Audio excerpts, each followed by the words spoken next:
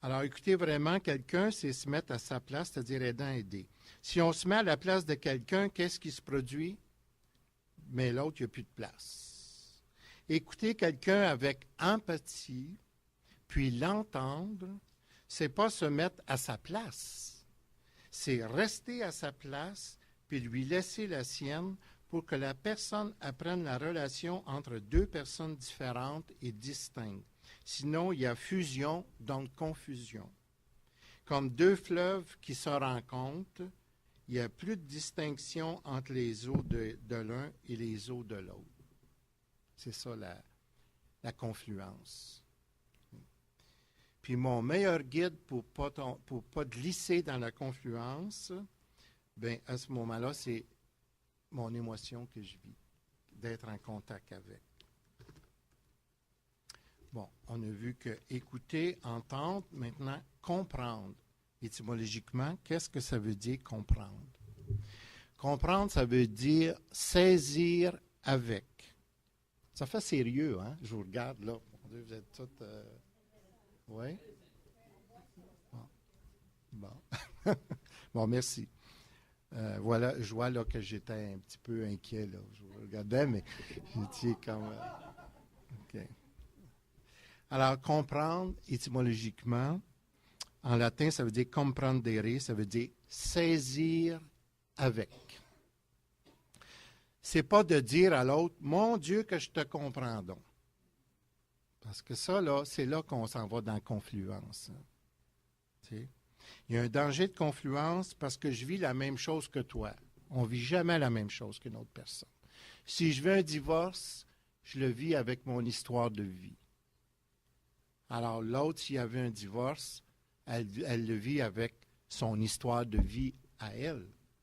Alors, si je dis, mon Dieu, que je te comprends donc, bien là, je suis confluent. Tu sais. Il n'y a plus de place pour mon vécu, puis la différence de mon vécu, il est fondu dans le vécu de l'autre, puis là, ça devient un problème. Comprendre, on a vu tantôt que entendre, ça faisait appel au cœur. Comprendre, ça fait appel, ça touche la tête, ça fait appel aux facultés rationnelles. Ça touche la relation, le rationnel, l'intelligence rationnelle. Autrement dit, pour faire de la relation d'aide, pour faire de l'écoute, bien, ça prend de l'intelligence. Hein? Ça prend de la tête aussi. On ne peut pas aider quelqu'un si on ne sert pas de sa tête. C'est le mélange cœur-tête. C'est ça. Comprendre aussi, c'est faire des liens. T'sais. La personne, tant qu'elle vient nous voir pour l'aider ou pour les guérisons, elle arrive avec un casse-tête qui est tout défait. Hein? Alors, c'est de nous de l'aider à reconstruire son casse-tête à partir de ses propres facultés à elle. Sinon, si je mélange mes morceaux de mon casse-tête avec le sien, je ne sais pas si vous avez déjà essayé ça, là. Hein? Comme je disais, l'exemple de mon divorce, là, c'est mon exemple à moi. C'est mon vécu à moi. Si moi, je commence à conseiller à partir de mon divorce à moi, bien là, je mélange mon casse-tête avec le sien. Hein? Je trouve que c'est un très bel exemple de confusion, ça. Alors, je dois l'écouter, la comprendre à partir de elle et non à partir de moi. Et dans l'écoute, je disais ça à Lise tantôt, parce que Lise était venue. J'ai donné cet exposé-là à la Halle Saint-Joseph. Puis, il y en a qui sont venus, entre autres Lise. J'ai dit, ça va être juste de répéter la même chose. Mais moi, j'ai dit, ça fait 10 ans que j'entends répéter la même chose sur l'écoute. Puis, à chaque fois, je la peaufine. Parce que je m'en rappelle plus ou j'ai vécu une expérience différente avec une personne. Mais il y a des indomptables dans l'écoute. Et ça, même les professionnels, tu auras beau avoir le plus d'expérience, il y a des indomptables dans l'écoute. Il y en a 4. Et ces indomptables-là, ils sont source d'écueil. Pourquoi? Parce que j'écoute pas l'émotion qui est là, puis je ne l'accueille pas. Alors, les 4 I, on les appelle les 4 I. Il y a l'impuissance, il y a l'impatience. Je voudrais bien qu'elle change. Je voudrais bien qu'elle guérisse, puis je voudrais bien qu'elle soit guérie. Il y a l'insécurité. Et puis, il y a l'infériorité aussi. Parce que je peux avoir une personne qui est bardée de diplômes en face de moi, puis je peux vivre de l'infériorité. Hein? Mais si je ne suis pas en contact avec ça, bien, à ce moment-là, je vais glisser dans des écueils. Hein? Puis, bon, l'impuissance, l'impatience, l'insécurité, puis l'infériorité. Puis on dit que, règle générale, celui que j'ai la difficulté à me rappeler, c'est celui que j'ai la difficulté à faire face. Et ça, tant qu'on regarde ça, vous allez avoir, à la toute fin, on va vous remettre des feuilles pour, une fois que vous allez avoir fait de l'écoute, regarder ça. C'est de regarder ça, pas dans un sens de se juger, là. Dans un sens de s'aider à mieux écouter. C'est dans ce sens-là. Jamais pour se juger. Alors, c'est tant je suis impuissant devant une personne, qu'est-ce que je fais? Bien, la première chose pour ne pas tomber dans le piège, c'est de reconnaître que je suis impuissant. Hein? C'est de reconnaître que j'ai envie de l'impuissance. Je vis de l'impuissance, peut-être que je suis dans le projet. Hein? Peut-être que je suis plus dans le problème à vouloir trouver la solution. Et c'est moi qui veux y trouver la solution, mais c'est impuissant, je ne le sais pas. Puis je force. Parce que là, je suis pas en contact avec mon impuissance. Alors, je suis plus dans le problème. Là, je vais vivre l'impuissance. Alors, aussi, si je suis devant de la peine, puis ça me touche, là, puis je ne suis pas capable, comme je disais tantôt, de me distancer de l'autre, bien, si je ne suis pas en contact avec mon impuissance, je vais tomber dans l'écueil aussi, je vais vouloir la sauver. J'exprime mon senti dans l'écoute, pas face au problème, mais au vécu qui est là de la personne. Puis aussi, je ne suis pas obligé de tout comprendre. J'ai à faire confiance à mon aidé qui trouvera sa propre solution. Et aussi à mon Dieu d'amour.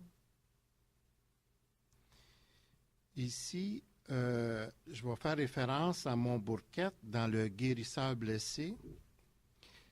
C'est quoi le mystère de la guérison?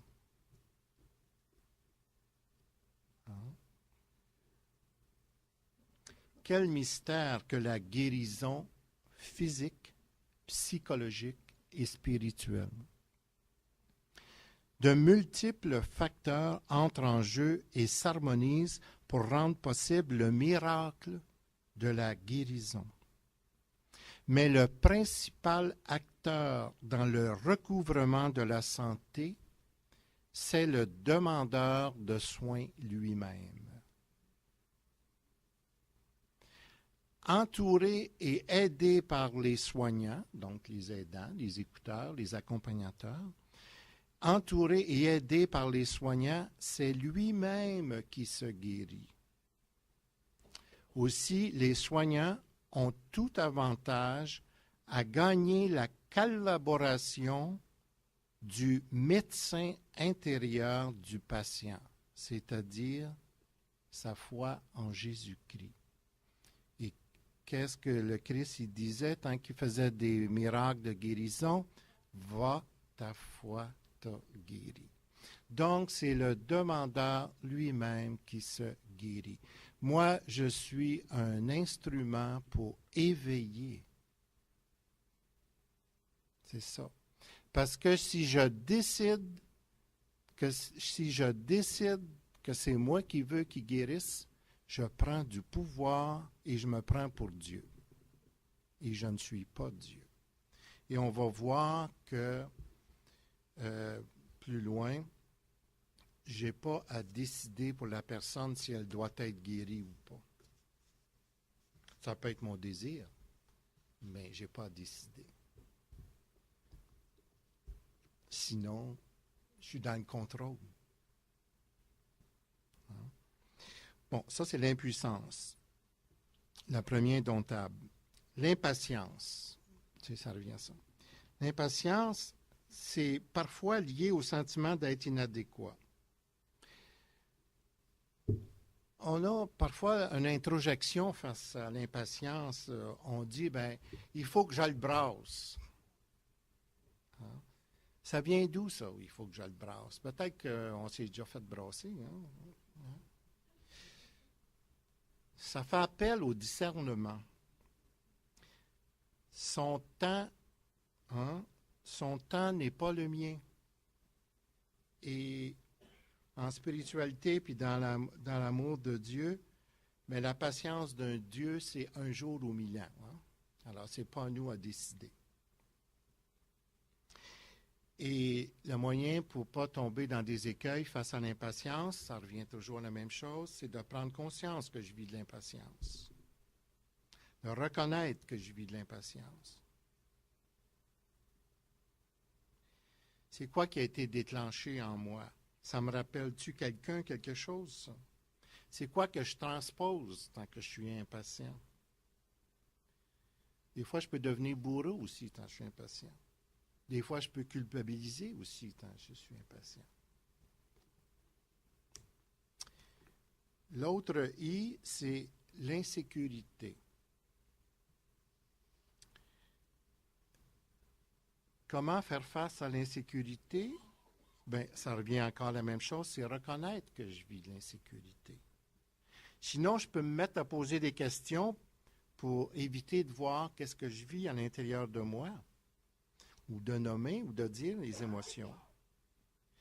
Aussi, je dois identifier le déclencheur de l'insécurité. Donc, accueillir aussi les peurs qui composent l'insécurité. Souvent, derrière l'insécurité, c'est une peur qui est là. C'est d'être en contact avec ça. L'infériorité aussi. Comment faire face à l'infériorité pour ne pas tomber dans un écueil? Encore là, c'est reconnaître ce sentiment d'infériorité-là que je vis. Pour reconnaître, il faut que je sois en contact. C'est très exigeant, en fait. Écouter l'autre, là, c'est pas one way. Hein? Faut vraiment être à l'écoute de l'autre, pas à l'écoute de ce qui se passe à l'intérieur de moi aussi. Donc, reconnaître mon sentiment d'infériorité. Identifier les peurs qui s'y rattachent à ça.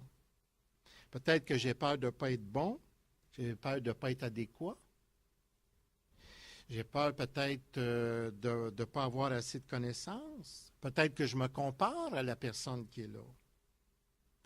Si la personne a plus de diplômes que moi, là, ça peut me faire vivre de l'insécurité. Ça peut. Je ne dis pas que ça va, mais ça peut me faire vivre de l'insécurité. C'est toujours le regard que je porte sur moi aussi. Si je me juge, là, c'est sûr que je vais vivre de l'infériorité. Parce que la personne qui vient à moi, là, pour être écoutée ou pour être accompagnée, elle vient chercher ce qu'elle n'a pas.